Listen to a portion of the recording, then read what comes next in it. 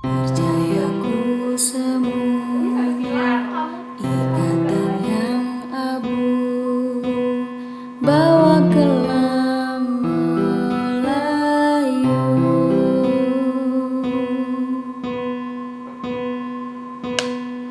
Nah, Laras itu adalah seorang perempuan yang benar-benar supel banget sama semuanya, ramah, terus juga populer, terus juga cantik ya kan, terus juga dia itu manja banget ke semua orang, terutama dia itu manjanya ke Meta sama Andre. Laras ini berperan sebagai orang yang ceria dan supel, dan dia orang yang kayak famous gitu di kalangan teman-temannya, di kalangan kampus. Jadi menurut aku Lita cocok banget untuk meranin peran si Laras ini yang agak lebay, agak manja juga gitu. Nyata memberi sayang yang dalam.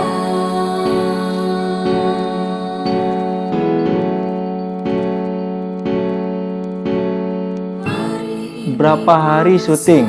Nah, kalau berapa hari syutingnya itu kalau rutin kayak, maksudnya kalau harinya tersusun ya kayak Senin, Selasa, Rabu, Kamis, Jumat, itu tuh kita sampai 5 sampai 6 harian.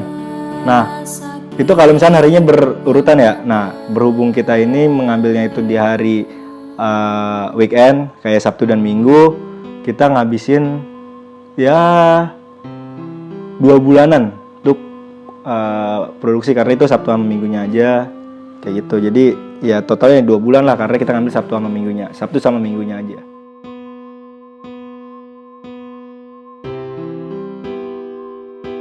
Kalau dari gue ya, nah pas dikasih tahu sebelum gue ngambil suruh jadi talent jadi Andre-nya tuh, gue nanya kalau misalkan Andre tuh karakternya kayak gimana. Kalau yang gue dapet sih, Andre tuh orangnya manis, orangnya kalau bicara tuh manis, dia tuh orangnya supel, dia tuh ramah, orangnya romantis. Kalau misalkan ke pacarnya kayak gitu. Kalau misalkan kata zaman sekarang mah orang-orang tuh bilangnya soft boy gitu. Action. Lucu banget sih. Pak, ini tugasnya udah selesai nih, lo mau lanjutin yang mana?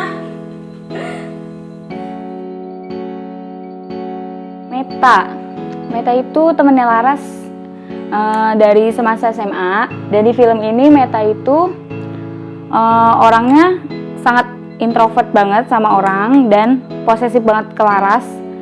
Abis itu sikap yang paling jelek dari dia itu cuek.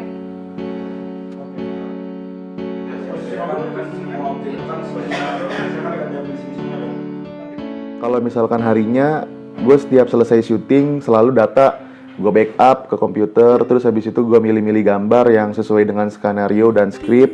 Terus habis itu gue udah mulai proses pengeditan offline, gue susun gambarnya di timeline editing sesuai skenario atau skrip yang ditentuin sama sutradara. Setelah itu gue masukin ke editing offline, gue masukin sound effect, gue masukin color grading, gue masukin visual effect agar ceritanya bisa tersampaikan lebih baik gitu. Terus untuk berapa durasi lama waktunya, kira-kira sekitar 1 mingguan film itu bisa selesai dalam film ini. Terus untuk trailernya mungkin 3 hari atau 2 hari bisa selesai kayak gitu.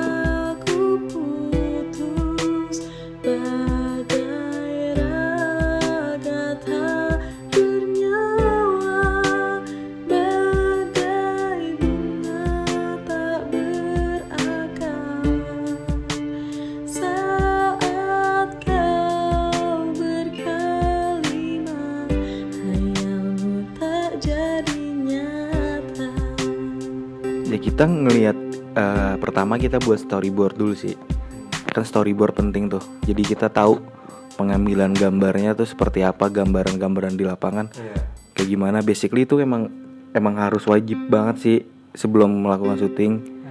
Storyboard itu penting. Jadi biar di lapangannya nanti tuh kita jadinya nggak makan waktu buat ngeset ulang si butuh briefing kita. Iya, benar-benar. Ya sebenarnya juga kameramen ini kan juga ada yang namanya DOP, Director of Photography. Ya itu juga lumayan membantu untuk angle atau sudut segala macamnya pada saat menyunting gambar.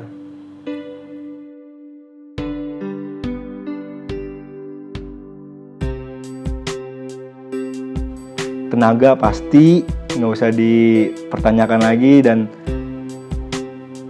untungnya dari tenaga ini, dari teman-teman acting ini untungnya kayak gini, solid. Nah itu yang gue suka, kayak mereka tahu lah mereka udah pada capek semua, tapi masih kayak masih bisa ngontrol diri mereka lah. Kan kadang-kadang masih ada kayak mereka udah kecapean, nggak bisa ngontrol diri, akhirnya akhirnya lost control, ya kan, udah kacau lah kalau menurut gua kalau udah kayak gitu. Untungnya teman-teman dari acting nggak ada sih yang kayak gitu.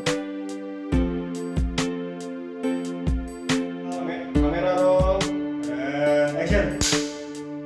Alasan kenapa film ini harus ditonton karena satu, film ini adalah film yang utama dari acting yang berdurasi hampir setengah jam ya, dengan proses editing yang cukup lama, dengan proses editing yang cukup berat, dan dengan syuting yang lama juga. Jadi insya Allah film ini sih bagi gue film yang paling terbaik sih di antara film-film acting yang pernah gue edit.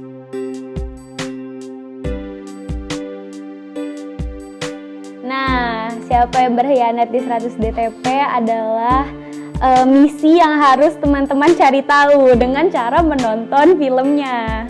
Jangan lupa untuk terus saksikan 100 Days to Paradise. Jangan lupa ditonton di channel YouTube-nya Actin dan nonton trailernya di Instagram Actin Production.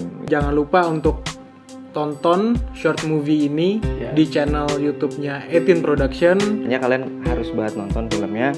Pokoknya filmnya tuh kayak nggak ketebak lah gitu.